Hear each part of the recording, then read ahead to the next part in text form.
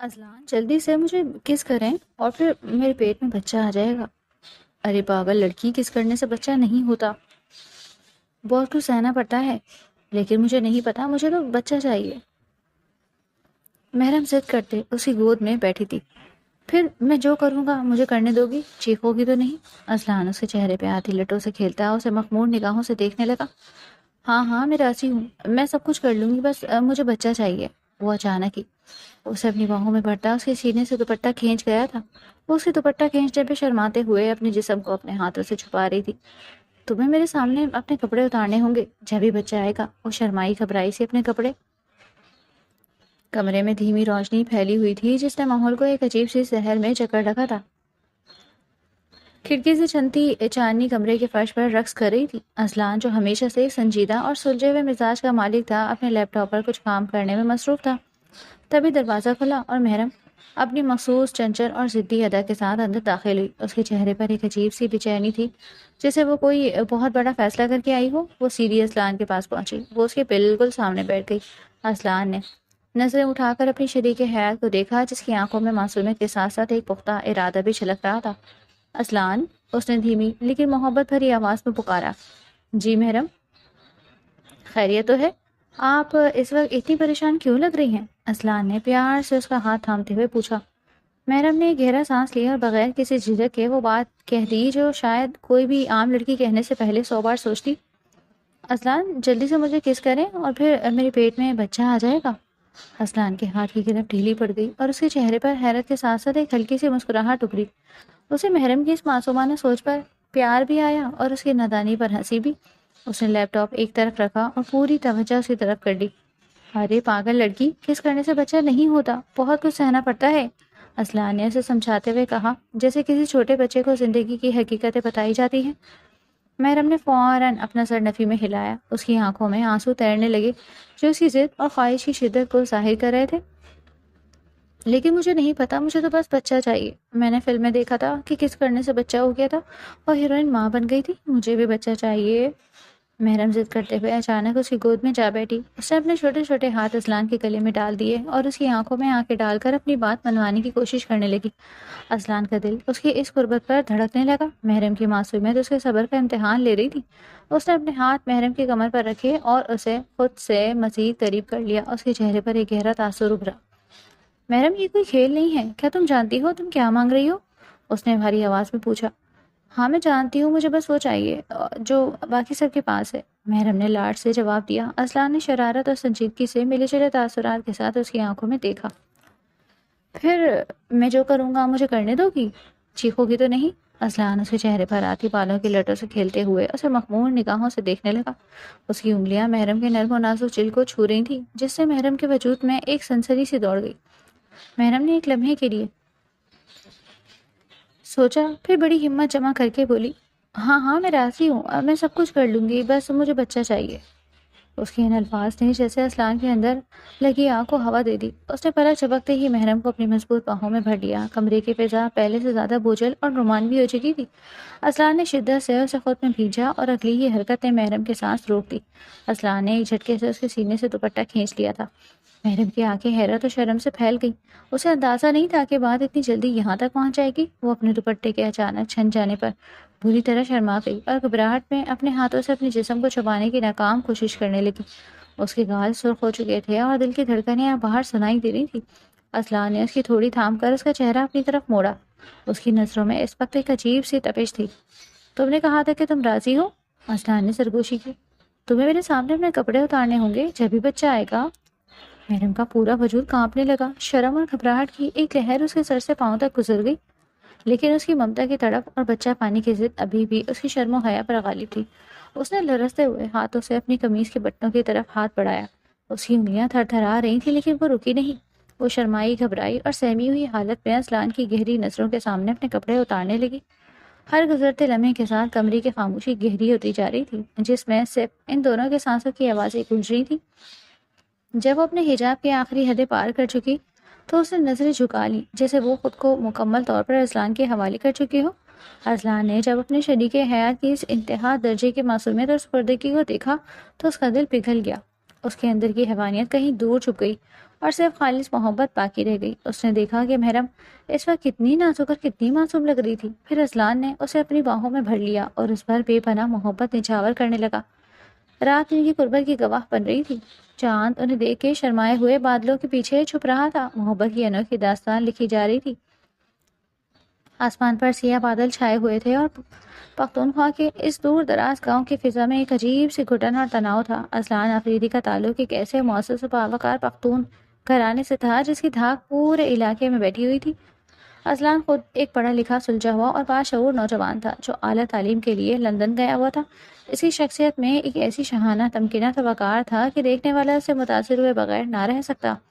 لیکن اس خاندانی وقار کو اس دن گہری چوٹ لگی جب زمینوں کے پانی کے پرانے اور سلگتے ہوئے تنازع نے ایک خونی روپ دھار لیا۔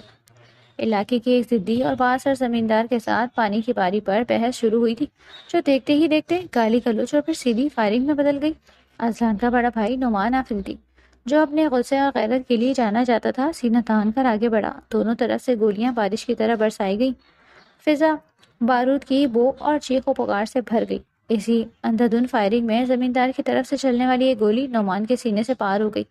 وہ جوان، ہٹا کٹا اور خاندان کا غرور نعمان آفریدی اپنے ہی کھیتوں کی مٹی پر خون میں لت پت گر کر موقع پر ہی دم توڑ گیا۔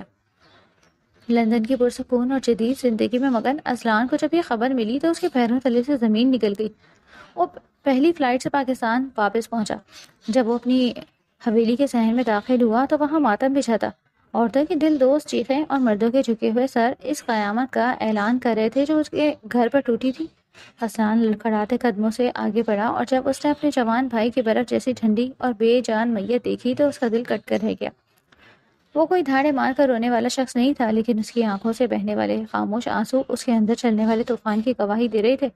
اس کی ماں زبیدہ خاتون نعمان کی لاش سے لپٹ کر بیان کر رہی تھی، جبکہ اس کی بڑی بھابھی زرمینہ، جو اب بیوہ ہو چکی تھی، صدمے سے ڈھل تھی۔ پختون روایت اور علاقے کے سخت اصولوں کے مطابق اس خون نہا کا فیصلہ کرنے کے لیے ایک بڑی پنچایت بٹھائی گئی۔ گاؤں کے تمام معززین اور سفید ریش بزرگ برگد کے پرانے درخت کے نیچے جمع تھے۔ زمیندار، جس کے بندوں کی گولی سے نعمان کی جان گئی تھی، آج سر جھکائے مجرموں کی طرح کھڑا تھا۔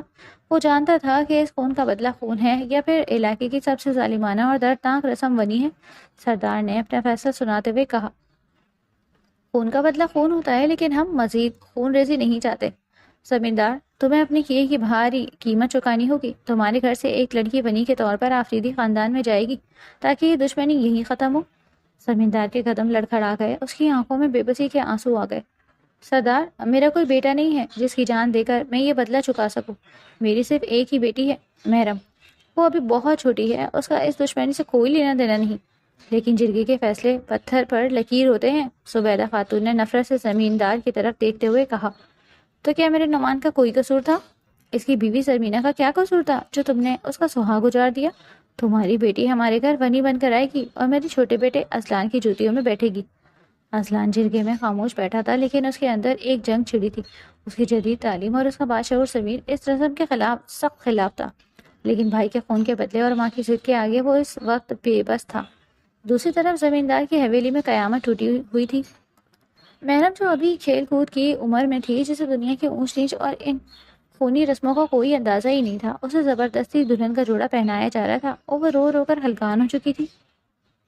بابا، میں نے نہیں جانا، میں نے وہ سر جوڑا نہیں پہننا، مجھے ڈر لگ رہا ہے بابا، مجھے اپنے پاس رکھ لیں، میں کبھی آپ سے کوئی ضد نہیں کروں گی۔ محرم اپنے باپ کی ٹانگوں سے لپٹ کر دھاڑے مار کر رو رہی تھی۔ اس کے معصوم آنسو پتھر دل کو بھی پگھلا سکتے تھے، لیکن اس کا باپ آج بے بس تھا۔ زمیندار کے کندھے جھکے ہوئے تھے، اس کی آنکھیں شرمسار تھی اور چہرے پر ندامت کی ایسی کالک تھی جو کبھی نہیں دھل سکتی۔ اس نے کانپتے ہاتھوں سے محرم کے سر پر ہاتھ رکھا۔ میری بچی، میری عزت رکھ لے، اگر تو نہ گئی تو وہ مجھے اور تیرے چچاؤں کو مار دیں گے، میری جان بچا لے میری دھئی۔ باپ کی التجا اس کے جھکے ہوئے کندھوں اور شرمسار آنکھوں نے محرم کو اندر تک توڑ دیا۔ وہ نہیں جانتی تھی کہ ونی کیا ہوتا ہے، وہ نکاح کے معنی تک پوری طرح نہیں سمجھتی تھی، لیکن اپنے باپ کو اس طرح روتے دیکھ کر وہ خاموش ہو گئی۔ اس کی سسکیاں تو جاری تھی، لیکن اس نے مزاحمت چھوڑ دی۔ اسی رات محرم کا نکاح اذلان آفریدی کے ساتھ پڑھا دیا گیا۔ یہ کیسی شادی تھی جہاں دلہن کے گھر ماتم تھا اور دولہے کے گھر بھائی کے سو کی صفیں بچھی تھی۔ جب اذلان بھاری قدموں کے ساتھ اپنے کمرے میں داخل ہوا تو اس کی نظر بیٹھ کے ایک کونے میں سمٹی کانپتی ہوئی محرم پر پڑی۔ اس نے جب اس لڑکی کو پہلی بار دیکھا تو وہ دنگ رہ گیا۔ وہ کوئی عورت نہیں تھی، وہ تو بمشکل ایک ابھرتی ہوئی کلی، ایک کم عمر اور انتہائی معصوم بچی تھی۔ اس کا چہرہ آنسوؤں سے بھیگا ہوا تھا، آنکھیں سوجی ہوئی تھی اور وہ خوف سے اس طرح تھر تھر کانپ رہی تھی جیسے کسی کسائی کے سامنے بکری کا بچہ پڑا ہو۔ اذلان کے اندر کا مرد، اس کا ضمیر اور اس کی انسانیت تینوں جاگ اٹھے۔ اس نے سوچا، کیا یہ ہے وہ قاتل کی بیٹی جس سے ہم انتقام لیں گے؟ اس معصوم جان کو اس جرم کی سزا دینا جو اس نے کیا ہی نہیں، کہاں کا انصاف ہے؟ اس کے بادشاہ ذہن پہ یہ قطعی گوارا نہیں کر سکتا تھا کہ وہ اس خوفزدہ بچی کے ساتھ زبردستی کوئی ازدواجی تعلق بنائے۔ وہ آہستہ سے چل کر اس کے پاس گیا۔ محرم خوف سے مزید پیچھے کھسک گئی۔ ڈرو مت، اذلان کی آواز میں ایک عجیب سی نرمی اور ٹھہراؤ تھا۔ محرم نے ڈرتے ڈرتے اپنی بڑی بڑی آنکھوں سے اسے دیکھا۔ میں جانتا ہوں تم یہاں اپنی مرضی سے نہیں آئی ہو، اور میں تمہیں یہ بتانا چاہتا ہوں کہ میں تمہارا دشمن نہیں ہوں۔ تم یہاں محفوظ ہو، تمہیں مجھ سے ڈرنے کی کوئی ضرورت نہیں۔ ہم میاں بیوی سے زیادہ ایک دوست کی طرح رہیں گے۔ اس کے کہنے پر محرم حیرانی سے اسے دیکھنے لگی۔ اذلان نے اسے تسلی دی اور خود صوفے پر جا کر لیٹ گیا۔ وقت گزرنے لگا۔ اذلان نے محرم کے ساتھ ایک انتہائی دوستانہ اور نرم سرپرستانہ رویہ اختیار کر لیا تھا۔ وہ اس کی چھوٹی چھوٹی ضرورتوں کا خیال رکھتا اور اسے حویلی کے خوفناک ماحول سے بچانے کی کوشش کرتا، لیکن حویلی کا ماحول محرم کے لیے کسی جہنم سے کم نہیں تھا۔ اذلان کی ماں زبیدہ خاتون اور بڑی بھابھی سرمینہ کے دلوں میں انتقام کی آگ ابھی تک بھڑک رہی تھی۔ وہ محرم کو دیکھتے ہی تانوں اور گالیوں کی بوچھار کر دیتی۔ منحوس قدموں والی، یہ ہمارے قاتل کی بیٹی ہے، اس نے میرے شوہر کا خون پیا۔ سرمینہ اکثر محرم کو دھکے دیتے ہوئے چیختی، اسے تو پاؤں کی جوتی بنا کر رکھنا چاہیے، ونی ہے یہ ونی، اس کا کام صرف اس گھر کی صفائیاں کرنا اور ہماری جوتیاں سیدھی کرنا ہے۔ زبیدہ بیگم اپنا سارا غصہ اس معصوم پر نکالتی۔ محرم جو پہلے ہی اپنے گھر والوں سے بچھڑنے کے غم میں نڈھال تھی، سارا دن کام کرتی، گالیاں سنتی اور رات کو چھپ کر روتی رہتی۔ اذلان کو اپنی ماں اور بھابھی کا یہ رویہ بالکل پسند نہیں تھا۔ وہ بار بار انہیں سمجھاتا، ماں خدا رہا اس بچی پر ظلم مت کریں، بھائی کو اس نے نہیں مارا، اس کے باپ نے مارا ہے، اس معصوم کا کیا قصور، ہم اسے اس طرح سزا نہیں دے سکتے۔ اذلان اکثر محرم کی ڈھال بن کر سامنے آ جاتا۔ تم پر اس قاتل کی بیٹی کا جادو چل گیا اذلان، تم اپنے سگے بھائی کا خون بھول گئے ہو، زبیدہ خاتون طعنہ دیتی، جس پر اذلان بے بسی سے سر جھٹک کر رہ جاتا۔ وہ اپنی بڑی بھابھی کا دکھ بھی سمجھتا تھا، لیکن محرم کے ساتھ ہونے والی زیادتی اس کے ضمیر پر بوجھ بنتی جا رہی تھی۔ جب تک وہ گھر میں ہوتا محرم محفوظ رہتی، لیکن جیسے ہی وہ اپنے کسی کام سے باہر جاتا، زرمینہ اور زبیدہ بیگم اپنی ذہنی اور بعض اوقات جسمانی تشدد کا نشانہ بناتی۔ ایک دن جب اذلان گھر واپس آیا تو اس نے دیکھا کہ محرم کچن کے ایک کونے میں بیٹھی پھٹ پھٹ کر رو رہی ہے اور اس کے ماتھے سے خون رس رہا ہے۔ زرمینہ نے غصے میں کوئی برتن کھینچ کر اسے مارا تھا۔ اس منظر نے اذلان کے اندر کے صبر کا پیمانہ لبریز کر دیا۔ اس نے اس وقت ایک اٹل فیصلہ کر لیا۔ محرم، جا اپنے کپڑے باندھو۔ اذلان کی آواز میں ایک ایسی گرج تھی کہ حویلی کی دیواریں بھی دہل گئی۔ زبیدہ خاتون اور زرمینہ حیرت سے اسے دیکھنے لگی۔ کہاں لے جا رہے ہو اسے؟ ماں نے غصے سے پوچھا۔ وہاں جہاں اسے ہر روز میرے بھائی کے قتل کا طعنہ نہ سننا پڑے۔ ماں، میں آپ کا اور بھابھی کا دکھ سمجھتا ہوں، لیکن میں ایک بے گناہ پر ظلم ہوتے نہیں دیکھ سکتا۔ میں اسے لے کر شہر جا رہا ہوں۔ اذلان نے فیصلہ کر لیا تھا، اسے ویسے بھی اپنی لیدر کی فیکٹری کا کام شروع کرنا تھا، جس کے لیے اسے مکمل یکسوئی اور ذہنی سکون کی ضرورت تھی۔ اس حویلی کی روز روز کی چیخ و پکار، چیخ اور محرم کے آنسو اسے کچھ بھی کرنے نہیں دے رہے تھے۔ اگلے ہی دن اذلان محرم کو لے کر فیصل آباد شہر میں اپنے ایک کشادہ اور خوبصورت فلیٹ میں شفٹ ہو گیا۔ جب وہ دونوں اس فلیٹ میں داخل ہوئے تو محرم نے ایک طویل عرصے کے بعد ایک گہرا اور پرسکون سانس لیا۔ محرم، اذلان نے اس کی طرف دیکھتے ہوئے کہا۔ اس کی آنکھوں میں ایک امید تھی۔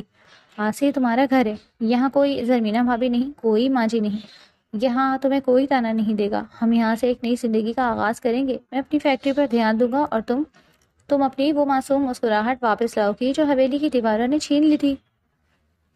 محرم نے پہلی بار اذلان کی طرف احسان مندی اور ایک انوکھی عقیدت کے ساتھ دیکھا۔ اس شہر والے فلیٹ میں قدم رکھتے ہی دونوں کی زندگی کی ایک نئی اور خوبصورت داستان کا آغاز ہو چکا تھا۔ شہر کے اس فلیٹ میں زندگی حویلی کی گھٹن اور تناؤ سے یکسر مختلف تھی۔ فیصل آباد کی اس مصروف اور دوڑتی بھاگتی زندگی کے بیچ ان کے اس کشادہ آشیانے میں ایک عجیب سا سکون اور ٹھہراؤ واقع تھا۔ محرم جو حویلی میں سہم کر ایک کونے میں لگی رہتی اور ہر آہٹ پر ڈر جایا کرتی تھی، اب اس کھلی فضا میں ایک کھلتی ہوئی کلی کی طرح چہکنے لگی تھی۔ اذلان نے اس کے گرد تحفظ اور نرمی کا ایک ایسا مضبوط حصار باندھ دیا تھا کہ وہ حویلی کے وہ خوفناک سائے اور زرمینہ بھابھی کی تلخیاں دھیرے دھیرے بھولنے لگی تھی۔ ان دونوں کے درمیان وقت کے ساتھ ساتھ بے تکلفی کی ایک میٹھی سی دیوار گر چکی تھی۔ اذلان اس کا ہر چھوٹی بڑی چیز میں اس طرح خیال رکھتا ہے جیسے کوئی کسی بہت قیمتی اور نازک شے کا رکھتا ہے۔ اور محرم بھی جیسے اصلان کو ہی اپنا سب کچھ، اپنا محافظ اور اپنا کل کائنات سمجھنے لگی تھی۔ صبح سویرے اصلان کی جاگنے سے پہلے وہ اٹھ جاتی، اپنے چھوٹے چھوٹے ہاتھوں سے اس کے کپڑے استری کرتی، اس کے جوتے پالش کرتی اور کچن میں جا کر اس کے لیے ناشتہ بناتی۔ اسے ابھی تک اپنے رشتے کی نزاکت اور گہرائی کا تعلق قطعی کوئی احساس نہیں تھا۔ اس کے نزدیک نکاح، شوہر اور بیوی کے کیا تقاضے ہیں، وہ ان سب الجھنوں سے کوسوں دور تھی۔ وہ تو بس اتنا جانتی تھی کہ اصلان وہ شخص ہے جو اسے مار نہیں پڑنے دیتا، جو اس پر چیختا نہیں ہے اور جو اسے اس جہنم سے نکال کر لایا ہے۔ وہ اس کے آنے کا بے چینی سے انتظار کرتی۔ اصلان اسے بالکل بچوں کی طرح ٹریٹ کرتا۔ جب وہ فیکٹری سے واپس آتا تو محرم دروازے پر کھڑی ہوتی۔ اصلان آپ آ گئے؟ وہ چہکتے ہوئے آگے بڑھتی اور اس کے ہاتھ سے لیپ ٹاپ کا بیگ پکڑ لیتی۔ ہاں بھائی میں آ گیا۔ اور میری اس چھوٹی سی گڑیا نے آج سارا دن کیا کیا، کیا کھایا؟ اصلان مسکراتے ہوئے اس کے سر پر ہاتھ پھیرتا اور کبھی کبھار اس کے لیے لائی گئی چاکلیٹیں یا گجرے اس کی ہتھیلی پر رکھ دیتا۔ وہ خوشی سے نہال ہو کر اسے اپنی دن بھر کی روٹین سناتی۔ آج میں نے آپ کی الماری سیٹ کی ہے اور پتہ ہے میں نے یوٹیوب سے دیکھ کر بریانی بنانا سیکھی ہے، آج ہم وہی کھائیں گے۔ وہ خوشی خوشی اس کے ساتھ اپنا وقت گزار رہی تھی اور اصلان بھی اس کی اس معصومیت کے ٹوٹنے نہیں دینا چاہتا تھا۔ وہ جانتا تھا کہ محرم پر جو صدمہ گزرا ہے اس سے نکلنے کے لیے اسے ابھی وقت اور ڈھیر ساری محبت کی ضرورت ہے۔ وقت پروں پر اڑ رہا تھا۔ اصلان جب سے محرم کو لے کر شہر آیا تھا اس نے پلٹ کر حویلی کا رخ نہیں کیا تھا۔ اسے اپنی لیدر فیکٹری کے معاملات میں اس قدر الجھنا پڑا تھا کہ فرصت ہی نہیں ملتی، اور دوسرا وہ چاہتا تھا کہ حویلی جانے کا مطلب انہی پرانی تلخیوں کو دوبارہ جھیلنا اور محرم کو دوبارہ اسی اذیت میں دھکیلنا ہے۔ البتہ وہ اپنی ماں زبیدہ خاتون سے فون پر اکثر بات کرتا۔ آج بھی رات کے اس پہر جب محرم ٹی وی لاؤنج میں صوفے پر بیٹھی کوئی کارٹون دیکھتے دیکھتے وہیں سو گئی تھی، اصلان بالکنی میں کھڑا اپنی ماں سے فون پر بات کر رہا تھا، اور روز کی طرح آج بھی موضوع بحث محرم ہی تھی۔ اصلان تو نے تو جیسے ہمیں دل سے ہی نکال دیا۔ اس قاتل کی بیٹی نے ایسا کیا جادو کر دیا ہے تجھ پر کہ تو اپنی ماں، اپنی حویلی سب بھول کر اس کے پلو سے بن گیا ہے؟ زبیدہ خاتون کی آواز میں وہی پرانی کرواہٹ، تلخی اور غصہ تھا جو مہینوں گزر جانے کے بعد بھی کم نہیں ہوا تھا۔ اصلان نے ایک گہری سانس لی اور اپنے ماتھے کو مسلا۔ رات کی خنک ہوا اس کے دماغ کی تپش کم نہیں کر پا رہی تھی۔ ماں جی آپ کیسی باتیں کر رہی ہیں؟ میں آپ کو کیسے بھول سکتا ہوں؟ میں یہاں فیکٹری کے کاموں میں دن رات ایک کر رہا ہوں تاکہ ہمارا کاروبار مستحکم ہو۔ اور رہی بات محرم کی، تو میں نے آپ سے پہلے بھی درجنوں بار کہا ہے کہ خدارا اسے قاتل کی بیٹی مت کہا کریں، اس کا کیا قصور ہے اس سب میں؟ تو اور کیا کہوں؟ زبیدہ خاتون کی آواز فون پر گونجی جیسے وہ پھٹ پڑنے کو بےتاب ہو۔ میرے نعمان کے خون کے چھینٹے ہیں اس کے باپ کے ہاتھوں پر۔ اس حویلی کا کونا کونا تیرے بھائی کے خون کا انصاف مانگتا ہے، اور تو اس فنی کی ہوئی لڑکی کو بیویوں کا رتبہ دے کر شہر کے سیریں کروا رہا ہے، مزے کروا رہا ہے اسے۔ سن لے اصلان، فنی کی ہوئی لڑکی کا حویلی میں مقام ایک ملازمہ اور کمی کمین سے بڑھ کر نہیں ہوتا، اسے فوراً واپس حویلی بھیج۔ اصلان خاموشی سے سنتا رہا لیکن اس کے جبڑے بھینچ گئے تھے۔ یہ اس کا گھر نہیں، اس کی جیل ہونی چاہیے تھی، زبیدہ بیگم مزید غصے سے بولی۔ زرمینہ اس کے بغیر یہاں اکیلی سارا کام کیسے کرے؟ بھیج اسے واپس تاکہ وہ یہاں آ کر ہمارے جوتے سیدھے کرے، گوبر اٹھائے اور چکی پیسے۔ اسے پتہ تو چلے کہ نعمان افریدی کی جان لینے کی قیمت کیا ہوتی ہے۔ اصلان کے اندر کا باشعور پڑھا لکھا انسان اس جہالت پر تڑپ کر رہ گیا۔ اس کا ضبط جواب دے رہا تھا لیکن وہ ماں کے ادب کی وجہ سے لہجے کو دھیما رکھنے کی ہر ممکن کوشش کر رہا تھا۔ ماں جی خدا را سمجھنے کی کوشش کریں، ونی ایک جاہلانہ، ظالمانہ اور غیر انسانی رسم ہے۔ ہمارا مذہب، ہمارا قانون، ہماری انسانیت اس بات کی ہرگز اجازت نہیں دیتی کہ ایک شخص کے کیے گئے جرم کی سزا کسی معصوم اور بے گناہ کو دی جائے۔ بھائی نعمان کا جانا میرے لیے بھی اتنا ہی تکلیف دہ ہے جتنا آپ کے لیے ہے۔ میرا بھی کلیجہ کٹتا ہے جب بھی میں بھائی کے بارے میں سوچتا ہوں، لیکن محرم نے گولی نہیں چلائی تھی، وہ تو ایک بچی ہے جسے تو یہ بھی پتہ نہیں کہ دشمنی، جرگہ اور ونی ہوتی کیا ہے۔ تو مجھے مذہب اور قانون نہ سکھا اصلان، زبیدہ خاتون غصے سے دھاڑی۔ ہمارے علاقے کی روایت اور پختونوں کی غیریت یہی کہتی ہے کہ خون کا بدلہ خون اور ونی ہے، اور تو نے اس بدلے کو، اس دشمنی کو اپنے بستر کی زینت بنا لیا۔ شرم آنی چاہیے تجھے، میرے بیٹے کا خون ان سب دلیلوں اور قانون سے بڑھ کر ہے۔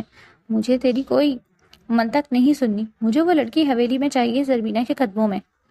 ماں جی نکاح ایک بہت ہی مقدس رشتہ ہے، اصلان نے نہایت تحمل لیکن فیصلہ کن اور اٹل انداز میں کہا، اور محرم اب میرے نگاہ میں ہے، وہ میری عزت ہے۔ آپ روایت کی بات کرتی ہیں اور میں انسانیت کی بات کرتا ہوں۔ میں ایک ایسی لڑکی پر ظلم نہیں کر سکتا جس کا کوئی قصور ہی نہیں۔ میں اسے حویلی کی اس گھٹن میں ہرگز واپس نہیں بھیجوں گا جہاں اس کی حیثیت ایک ملازمہ کی ہو۔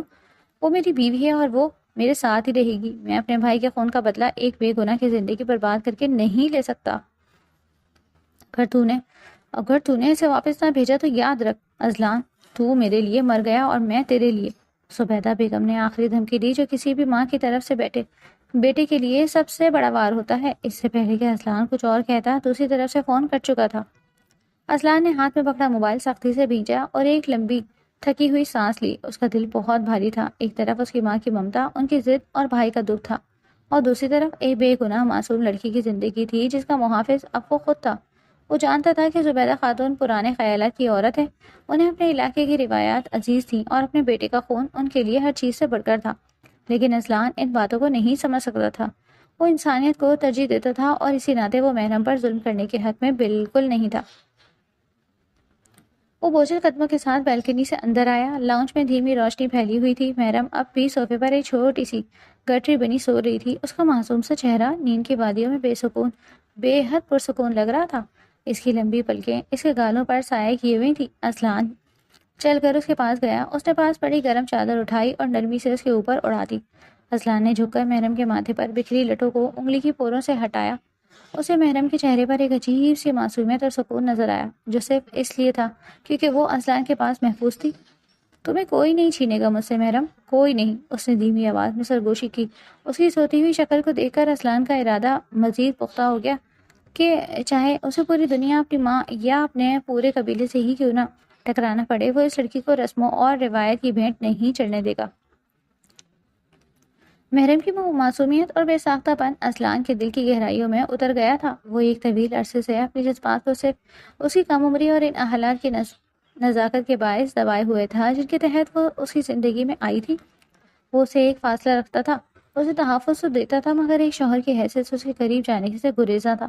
لیکن پچھلی رات جب محرم نے اپنی تمام تر نادانی اور معصومیت کے ساتھ اس کی گود میں بیٹھ کر بچے کی ضد کی تو اذلان کے اندر سالوں سے سویا ہوا مرد اور اس کی پوشیدہ جذبات پوری شدت سے بیزار ہو گئے۔ اس رات اس نے روایات، عمر اور حالات کی تمام دیواریں گرا دی اور محرم کو اس کا وہ حق دے دیا جو ایک بیوی کا ہوتا ہے۔ اگلی صبح جب سورج کی کرنیں کمرے میں داخل ہوئیں تو فضا میں ایک عجیب سا خمار اور سکون تھا۔ محرم جو کل رات تک ایک ضدی بچی بنی ہوئی تھی آج ایک مکمل عورت کے روپ میں بے حد شرمائی اور سمٹی ہوئی لگ رہی تھی۔ اس کی نظریں جھکی ہوئی تھیں اور کانوں پر حیا کی بو ڈالی تھی جو اذلان کے دل کی دھڑکنیں تیز کریں تھی۔ اذلان اسے دیکھ کر ایک گہرے اور ناقابل بیان اطمینان سے بھر گیا۔ اسے لگ رہا تھا جیسے اس نے زندگی کی سب سے بڑی جنگ جیت لی ہو۔ وہ اس کے پاس بیٹھا، اس کا ہاتھ تھاما اور مسکرا کر بولا، آج میری محرم اتنی خاموش کیوں ہے؟ کل والی وہ ضدی لڑکی کہاں گئی جسے بس جلدی سے بچہ چاہیے تھا؟ محرم نے شرم سے اپنا چہرہ اذلان کے سینے میں چھپا لیا۔ اذلان کا سینہ اس کے اس عمل پر خوشی سے پھول گیا۔ وہ سوچ رہا تھا کہ اب ان کی زندگی اس شہر کے پرسکون فلیٹ میں کتنی خوبصورت گزرے گی، لیکن قسمت کو شاید کچھ اور ہی منظور تھا۔ اسی رات جب وہ دونوں رات کے کھانے کے بعد چائے پی رہے تھے، اذلان کے فون کی گھنٹی نے اس پرسکون خاموشی کو چیر کر رکھ دیا۔ فون حویلی سے تھا اور دوسری طرف زرمینہ بھابھی کی روتی ہوئی آواز تھی، اذلان جلدی پہنچو، ماں جی کی حالت بہت خراب ہے، انہیں دل کا دورہ پڑا ہے، وہ بس تمہیں بلا رہی ہیں۔ یہ سنتے ہی اذلان کے ہاتھ سے چائے کا کپ چھوٹ کر قالین پر گرا اور اس کے چہرے کا رنگ فاق ہو گیا۔ محرم گھبرا کر اپنی جگہ سے اٹھی۔ کیا ہوا اذلان، آپ اتنے پریشان کیوں ہو گئے؟ ماں جی کی طبیعت بہت خراب ہے، ہمیں ابھی اسی وقت حویلی نکلنا ہوگا، اذلان نے عجلت میں کہا اور گاڑی کی چابیاں اٹھا لی۔ محرم کے دل میں حویلی کا نام سن کر ہی ایک انجانا سا خوف بیٹھ گیا، لیکن اذلان کی پریشانی دیکھ کر وہ خاموشی سے اس کے ساتھ چل پڑی۔ رات کے اندھیرے میں گاڑی فیصل آباد سے ان کے گاؤں کی طرف دوڑ رہی تھی۔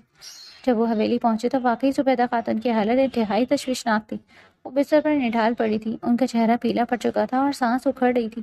ڈاکٹر ان کا معائنہ کر کے جا چکا تھا۔ یہ بات سچ تھی کہ زبیدہ خاتون نے پے در پہ صدمے سہے تھے، پہلے اپنے جوان بیٹے نعمان کا قتل اور اس کے بعد اذلان کی نافرمانی۔ ان کے نزدیک اذلان کا قاتل کی بیٹی کو سر آنکھوں پر بٹھانا اور حویلی چھوڑ کر شہر چلے جانا کسی غداری سے کم نہیں تھا۔ اسی دکھ اور اذیت نے انہیں اندر سے کھوکھلا کر دیا تھا اور وہ بستر مرگ پر آ گئی تھی۔ اذلان جب بھاگتا ہوا ان کے کمرے میں داخل ہوا اور اپنی مضبوط روبدار ماں کو اس طرح بے بس اور لاچار دیکھا تو اس کا دل پھٹ گیا۔ وہ دھاڑے مار کر ان کے قدموں میں گر پڑا۔ ماں جی، مجھے معاف کر دے ماں جی، میں آ گیا، آپ کا اذلان آ گیا ہے، آنکھیں کھولیں خدارا۔ اذلان ان کے ہاتھ چومتے ہوئے رو رہا تھا۔ زبیدہ خاتون نے بمشکل آنکھیں کھولی اور کانپتے ہاتھوں سے اذلان کا ماتھا چھوا۔ وہ کچھ بول نہ سکی، بس ان کی آنکھوں سے آنسو بہہ نکلے۔ اصلان اسی وقت ان کی پائنتی سے لگ کر بیٹھ گیا اور اس نے دل ہی دل میں قسم کھا لی کہ جب تک اس کی ماں ٹھیک نہیں ہو جاتی وہ ان کے سرانے سے نہیں ہٹے گا۔ لیکن اس سب میں وہ یہ بھول گیا کہ وہ اپنے ساتھ اس حویلی میں کسے لے کر آیا ہے؟ محرم، جو اب اس کی بیوی تھی، حویلی کے اسی ظالم ماحول میں دوبارہ تنہا رہ گئی۔ جیسے ہی اصلان ماں کی تیمارداری میں غرق ہوا، زرمینہ بھابھی کو محرم پر اپنا غصہ اور انتقام نکالنے کا کھلا موقع مل گیا۔ زرمینہ کے لیے تو محرم آج بھی اس کے شوہر کے قاتل کی بیٹی اور ایک فنی تھی۔ آ گئی تو واپس، منحوس قدموں والی، شہر کی ہوائیں کھا کر بڑی نوابزادی بن گئی تھی۔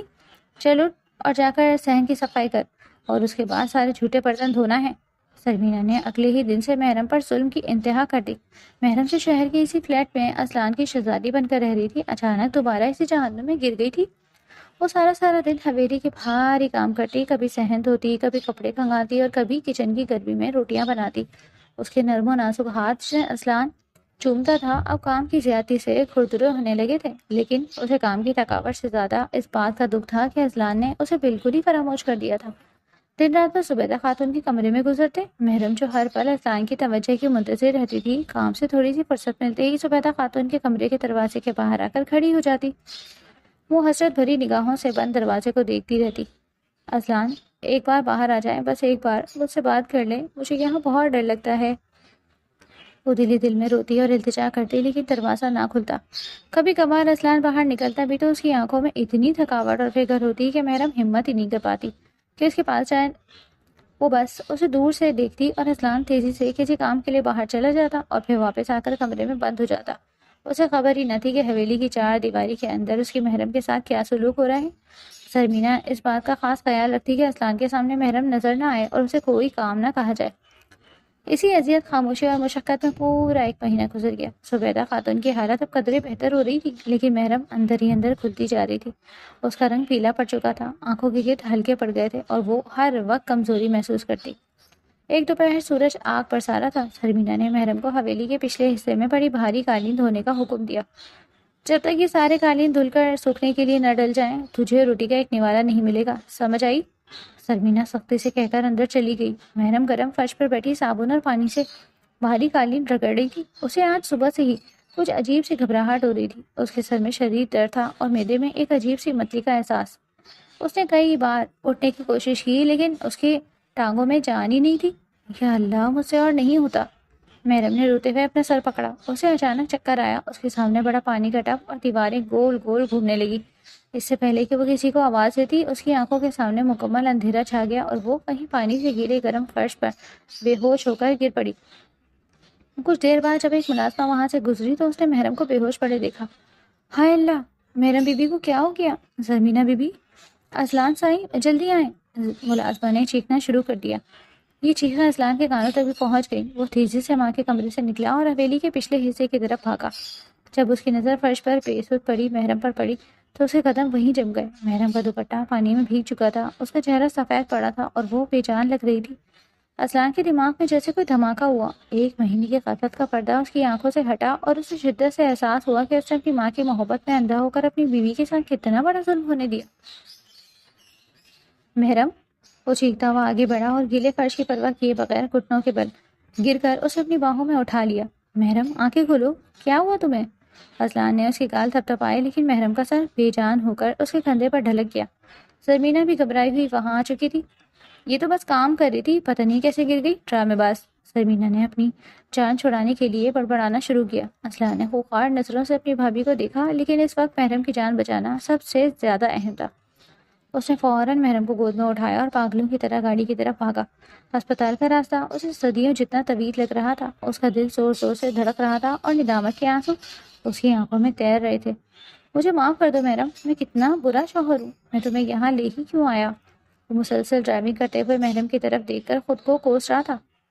اسپتال پہنچتے ہی محرم کو فوراً ایمرجنسی میں لے جایا گیا۔ اصلان باہر راہداری میں بے قراری سے ٹہل رہا تھا۔ کبھی وہ دعا کے لیے ہاتھ اٹھاتا، کبھی غصے سے دیوار پر مکہ مارتا کہ اس نے حویلی والوں کو محرم پر حاوی ہونے کیوں دیا۔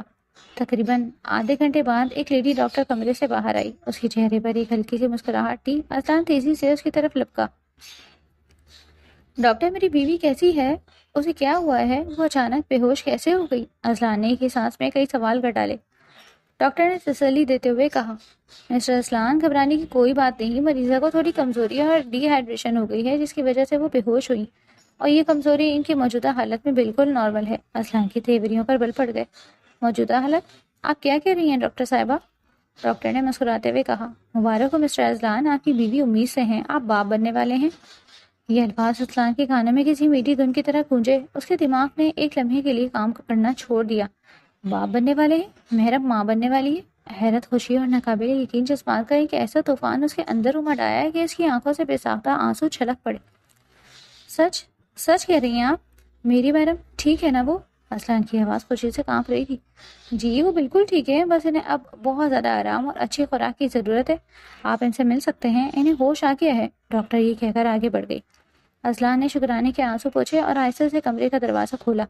محرم بستر پر لیٹی ہوئی تھی، اس کا رنگ ابھی بھی زرد تھا اور ہاتھ پر ڈرپ لگی ہوئی تھی، لیکن اس کی بڑی بڑی معصوم آنکھیں کھلی تھی۔ اسلان کو دیکھتے ہی اس کی آنکھوں میں چمک آ گئی۔ اسلان چل کر اس کے پاس گیا اور اس کے ماتھے کو نرمی سے چوم لیا۔ تم نے مجھے ڈرا ہی دیا تھا میری جان، اس نے محرم کا ہاتھ اپنے دونوں ہاتھوں میں لے کر چومتے ہوئے کہا۔ محرم نے معصومیت سے اسے دیکھا۔ اسلان، مجھے کیا ہوا تھا؟ میرا سر بہت گھوم رہا تھا، میں نے زرمینہ بھابھی کا کام پورا نہیں کیا، وہ مجھے ماریں گی۔ محرم کے لہجے میں ابھی بھی حویلی کا خوف تھا۔ اسلان کی آنکھوں میں ندامت اور غصہ ایک ساتھ ابھرا۔ اس نے محرم کے لبوں پر انگلی رکھ دی۔ کوئی کچھ نہیں کہے گا تمہیں، کسی کی ضرورت نہیں کہ آپ میری محرم کی طرف آنکھ اٹھا کر بھی دیکھے۔ اور کام؟ اب تم زندگی بھر کوئی کام نہیں کرو گی۔ محرم نے ناسمجھی سے اسے دیکھا۔ کیوں؟ اسلان کے ہونٹوں پر ایک انتہائی خوبصورت اور پرسکون مسکراہٹ پھیل گئی۔ اس نے محرم کے کان کے قریب جھک کر سرگوشی کی۔ کیونکہ تم نے مجھ سے جو ضد کی تھی نا، تمہاری وہ ضد پوری ہونے والی ہے۔ محرم نے اپنی بڑی بڑی پلکیں جھپکائی۔ اسے ایک لمحے کے لیے سمجھ نہیں آئی، پھر اچانک اس کے ذہن میں اس رات کی بات گزری جب اس نے اسلان سے بچے کی ضد کی تھی۔ اس کے چہرے پر ایک حیرت اور شدید خوشی کے ملے جلے تاثرات ابھرے۔ سچی؟ اس نے جھٹکے سے اٹھنے کی کوشش کی، لیکن اسلان نے اسے کندھوں سے پکڑ کر واپس لٹا دیا۔ بالکل سچی میری جان، تم ماں بننے والی ہو اور میں باپ۔ اسلان نے مسکراتے ہوئے اس کی آنکھوں میں جھلکتی خوشی کے محسوس کیا۔ محرم کی آنکھیں چمک اٹھی۔ وہ اپنی تمام تر نادانی اور معصومیت کے ساتھ مسکرائی اور دھیرے سے بولی۔ میں نے کہا تھا نا اسلان، کپڑے اتارنے سے بچہ آ جاتا ہے، دیکھیے میرا بچہ آ گیا۔ اسلان جو اس وقت بے پناہ جذباتی ہو رہا تھا، محرم کی اس انتہائی معصومہ اور بے ساختہ بات پر کہا مار کر ہنس پڑا۔ اس کے دل کا سارا بوجھ، حویلی کی ساری ٹینشن اور ایک مہینے کی تھکاوٹ، سب کچھ اس ایک لمحے میں دھل گیا۔ اس نے محرم کو نرمی سے اپنے سینے سے لگا لیا۔ 9 ماہ کا طویل گھٹن لیکن بے حد خوبصورت سفر بالآخر اپنی منزل پر پہنچ چکا تھا۔ اس 9 مہینوں میں اسلان نے محرم کو پلکوں پر بٹھا کر رکھا تھا۔ فیصل آباد کے اس پرسکون فلیٹ میں محرم نے ایک ملکے کی طرح وقت گزارا تھا۔ اسلان نے اسے حویلی کے ہر سائے، ہر تلخی اور ہر ڈر سے دور رکھا تھا۔ زبیدہ خاتون کی ناراضگی اپنی جگہ تھی، لیکن اسلان جانتا تھا کہ وقت ہر زخم کا مرہم ہوتا ہے، اور ایک نئی زندگی کی آمد شاید اس خونی دشمنی کے تابوت میں آخری کیل ثابت ہو۔ آج فیصل آباد کے ایک نجی اسپتال کے کوریڈور میں اسلان بے قراری سے ٹہل رہا تھا۔ اس کے چہرے پر فکر، گھبراہٹ اور ایک عجیب سی خوشی کے ملے جلے تاثرات تھے۔ لیبر روم کا دروازہ بند تھا اور اندر سے آنے والی خاموشی اس کی دھڑکنیں تیز کر رہی تھی۔ اچانک اس خاموشی کو چیرتی ہوئی ایک ننھی سی زندگی سے بھرپور کلکاری گونجی۔ وہ ایک بچے کے رونے کی آواز تھی۔ اسلان کے قدم وہیں رک گئے۔ اس نے بے ساختہ اپنے دونوں ہاتھ چہرے پر رکھ لیے اور اس کی آنکھوں سے شکرانے کے آنسو چھلک پڑے۔ تھوڑی دیر بعد دروازہ کھلا اور نرس نے مسکراتے ہوئے باہر آ کر خوشخبری سنائی۔ مبارک ہو اسلان صاحب، اللہ نے آپ کو چاند سے بیٹے سے نوازا ہے، ماں اور بچہ دونوں بالکل خیریت سے ہیں۔ یہ سنتے ہی اسلان نے فوراً سجدہ شکر ادا کیا اور بےتابی سے کمرے کی طرف بڑھا۔ جب وہ کمرے میں داخل ہوا تو اس کی نگاہ سیدھی بستر پر لیٹی محرم پر پڑی۔ اس کا چہرہ تھکن سے نڈھال تھا، رنگت پھیکی پڑ چکی تھی، لیکن اس کے باوجود اس کے چہرے پر ممتا کا ایک ایسا نور اور سکون تھا جس نے اسلان کو مبہوت کر دیا۔ محرم کے پہلو میں ایک چھوٹی سی جان سفید کپڑے میں لپٹی سو رہی تھی۔ اسلان آہستہ قدموں سے چلتا ہوا ان کے پاس آیا اور جھک کر محرم کے ماتھے پر ایک گہرا بوسہ دیا۔ تم نے مجھے دنیا کی سب سے بڑی خوشی دی ہے محرم، تم نے مجھے مکمل کر دیا۔ اسلان کی آواز جذبات سے بھرا رہی تھی۔ محرم نے اپنی کمزور سی مسکراہٹ کے ساتھ اسلان کو دیکھا۔ اس کی آنکھوں میں ابھی بھی وہی پرانی معصومیت اور چمک تھی۔ اسلان، دیکھیں کتنا چھوٹا سا ہے، یہ بالکل آپ جیسا ہے، محرم نے اپنی کانپتی ہوئی انگلی سے بچے کے نرم گال کو چھوتے ہوئے کہا۔ اسلان مسکرایا اور اس نے نرمی سے اس ننھے وجود کو اپنے مضبوط ہاتھوں میں اٹھا لیا۔ بچے نے بند آنکھوں کے ساتھ ہی اپنا چھوٹا سا ہاتھ ہلا کر اسلان کی انگلی کو اپنی ننھی سی مٹھی میں جکڑ لیا۔ ایک اسے ایک لمس نے اذلان کے اندر کے سارے دکھوں کو دھو ڈالا تھا۔ یہ میرا بیٹا ہے، میرا خون۔ اذلان نے بچے کی پیشانی کو چوما، تبھی کمرے کا دروازہ ایک بار پھر آہستگی سے کھلا۔ اذلان نے مڑ کر دیکھا تو دروازے پر کھڑی ہستی کو دیکھ کر اس کی آنکھیں حیرت سے پھیل گئی۔ وہ زبیدہ خاتون تھی۔ ان کے چہرے پر وقت اور دکھوں کی گہری جھریاں تھیں۔ ہاتھ میں پکڑی چھڑی ہلکی ہلکی کانپ رہی تھی اور ان کی آنکھوں میں ایک عجیب سی کشش تھی۔ وہ خون کی کشش سے مجبور ہو کر فیصل آباد کے اس ہسپتال تک آ گئی۔ کمرے میں ایک گہری بھوجل خاموشی چھا گئی۔ محرم زبیدہ خاتون کو دیکھتے ہی سہم گئی اور اس نے ڈر کے مارے چادر کی مضبوطی سے مٹھی میں جکڑ لیا۔ اسے لگا جیسے حویلی کا وہ خوفناک دور دوبارہ لوٹ آیا ہو۔ اذلان نے آگے بڑھ کر اپنی ماں کا ہاتھ تھاما۔ ماں جی آپ؟ زبیدہ خاتون نے اذلان کی طرف دیکھے بغیر اپنی نظریں سننے وجود پر گاڑ دی تھی جو اس وقت اذلان کی گود میں تھا۔ ان کے قدم خود بخود بستر کی طرف بڑھنے لگے۔ محرم خوف سے مزید سمٹ گئی، لیکن زبیدہ بیگم کی آنکھوں میں آج کوئی غصہ، کوئی نفرت یا کوئی انتقام نہیں تھا۔ انہوں نے اپنے کانپتے ہوئے ہاتھ آگے بڑھائے۔ اذلان نے مسکرا کر بچہ اپنی ماں کی گود میں دے دیا۔ جیسے ہی زبیدہ خاتون نے اس نرم و نازک جان کو اپنے بازوؤں میں لیا، ان کی آنکھوں سے آنسوؤں کا ایک سیلاب امڑ آیا۔ بچے کی معصوم شکل اور اس کے ماتھے کی لکیریں بالکل اذلان اور ان کے مرنے والے بیٹے نعمان جیسی تھی۔ خونی دشمنی، غنی کی رسم، قاتل کی بیٹی، یہ تمام الفاظ، یہ تمام نفرتیں اس ننھی سی جان کے ایک کلکاری کے سامنے ریت کی دیوار ثابت ہوئی۔ ایک بچے نے دو خاندانوں اور نسلوں کی اس آگ کو اپنے معصوم وجود سے بجھا دیا تھا۔ میرا بچہ، میرے نعمان کی تصویر۔ زبیدہ خاتون دھاڑے مار کر رو پڑی۔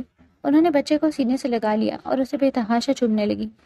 ان کے آنسو بچے کے نرم کپڑے میں جذب ہو رہے تھے۔ اس نے میرے نعمان کا دکھ بھلا دیا اذلان۔ مجھے میرا بیٹا واپس مل گیا۔ کچھ دیر وہ یوں ہی روتی رہی اور اذلان خاموشی سے اپنی ماں کو اس کرب اور دکھ سے آزاد ہوتے دیکھتا رہا۔ پھر زبیدہ خاتون کی نظر سہم کر بیٹھی محرم پر پڑی۔ وہ آہستہ سے آگے بڑھی اور انہوں نے اپنا ایک ہاتھ محرم کے سر پر رکھ دیا۔ محرم نے ڈرتے ڈرتے نظریں اٹھائیں تو زبیدہ خاتون کی آنکھوں میں آج صرف ممتا تھی۔ مجھے معاف کر دے دھئی۔ زبیدہ خاتون کے الفاظ نے جیسے کمرے کی فضا ہی بدل دی۔ میں بدلے کی آگ میں اتنی اندھی ہو گئی تھی کہ میں نے ایک معصوم بچی پر اتنے ظلم کیے۔ تو نے آج میرے آنگن کو پھر سے ہرا کر دیا ہے۔ تو قاتل کی بیٹی نہیں ہے محرم، تو آج سے زبیدہ خاتون کی بیٹی ہے، اس حویلی کی عزت اور میری بہو ہے۔ یہ سنتے ہی محرم کی آنکھوں سے بھی آنسو بہہ نکلے۔ اس نے آگے بڑھ کر زبیدہ خاتون کا ہاتھ چوم لیا۔ زبیدہ بیگم نے اسے گلے لگا لیا اور اس ایک لمحے میں حویلی کی وہ ساری دیواریں اور تلخیاں ہمیشہ کے لیے منہدم ہو گئیں۔ کچھ دیر بعد جب زبیدہ خاتون بچے کو دعائیں دیتی ہوئی تھوڑی دیر کے لیے باہر گئیں تاکہ محرم آرام کر سکے، تو کمرے میں صرف اذلان اور محرم رہ گئے۔ اذلان نے محرم کے پاس آ کر اس کا ہاتھ تھاما اور ایک گہری پرسکون مسکراہٹ کے ساتھ اس کی آنکھوں میں دیکھا محرم، میں نے کہا تھا نا کہ سب ٹھیک ہو جائے گا۔ آج تم نے صرف مجھے ہی نہیں بلکہ میری ماں کو بھی ایک نئی زندگی دی ہے۔ محرم کے چہرے پر وہی شوق اور شرمیلی سی مسکراہٹ لوٹ آئی۔ اس نے اپنے آنسو صاف کیا اور نہایت معصومیت سے اذلان کی طرف دیکھتے ہوئے بولی، تو پھر اذلان، اب تو بچہ آ گیا نا، اب تو آپ مجھے کس کر سکتے ہیں نا؟ محرم کی اس انتہائی نادان اور بے ساختہ بات پر اذلان ایک زوردار قہقہا مار کر ہنس پڑا۔ وہ ابھی بھی وہی پرانی محرم تھی جو ان ساری گہری باتوں سے بے نیاز اپنی ہی معصوم دنیا میں مگن تھی۔ اذلان نے مسکراتے ہوئے جھک کر اسے اپنی مضبوط باہوں کے حصار میں لے لیا اور اس کے لبوں پر اپنی محبت کی حتمی مہر ثبت کر دی۔ ہاں میری جان، اب ہم زندگی بھر بس ایک دوسرے سے محبت کریں گے۔ اذلان نے سرگوشی کی۔ کمرے کی کھڑکی سے چھنتی ہوئی دھوپ ان دونوں کے چہروں پر پڑ رہی تھی، جو اس بات کا اعلان تھی کہ نفرت کی کالی رات اب ہمیشہ کے لیے ختم ہو چکی ہے اور محبت اور نئی زندگی کی ایک خوبصورت دن کا آغاز ہو چکا ہے۔